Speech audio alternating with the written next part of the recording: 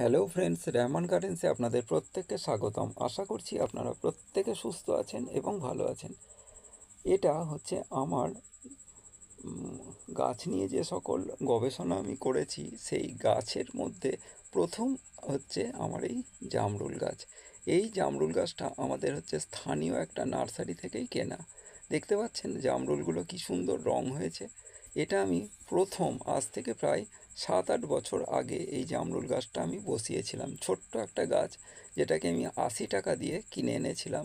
সবুজ জামরুল বলে দিয়েছিলেন, কিন্তু এই জামরুলগুলোর রং দেখেছেন, প্রথমে সবুজ হয়, তারপরে এরকম সুন্দর কালার হয়। আর এই জামরুলগুলোর মধ্যে কিন্তু দুটো একটা এরকম ছোট ছোট বীজ থাকে, আর প্রচুর পরিমাণ কিন্তু মিষ্টি। এই জামরুল গাছগুলো সচরাচর এমনি বাণিজ্যিক হিসাবে কেউ ব্যবহার করে না, যেহেতু এর মধ্যে বীজ থাকে।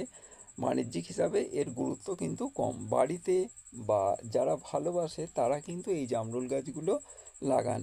তবে টবে এই জামরুল গাছগুলোর ফলন হবে কি না আমি বলতে পারবো না, কারণ আমি টবে বহুদিন লাগিয়েও এর ফলন পাচ্ছি না।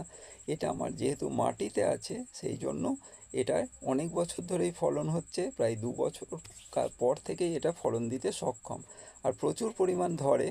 তবে গাছটা যেহেতু আমি ডালপালা ছেঁটে দিই, কারণ অন্য গাছে রোদ পায় না, যেহেতু আমার জায়গা একেবারেই কম, সেই জন্য অন্য গাছে রোদ না পাওয়ার কারণে আমি এই ডালপালাগুলো প্রত্যেক বছর ছেঁটে দিই, সেই জন্য এর ফলন কম হয়েছে। তবে এর বিভিন্ন পর্যায়ের ফলন হয়েছে, ছোট আছে, মাঝারি আছে। আজকের ভিডিওটা এইটুকুই। সবাই ভালো থাকবেন।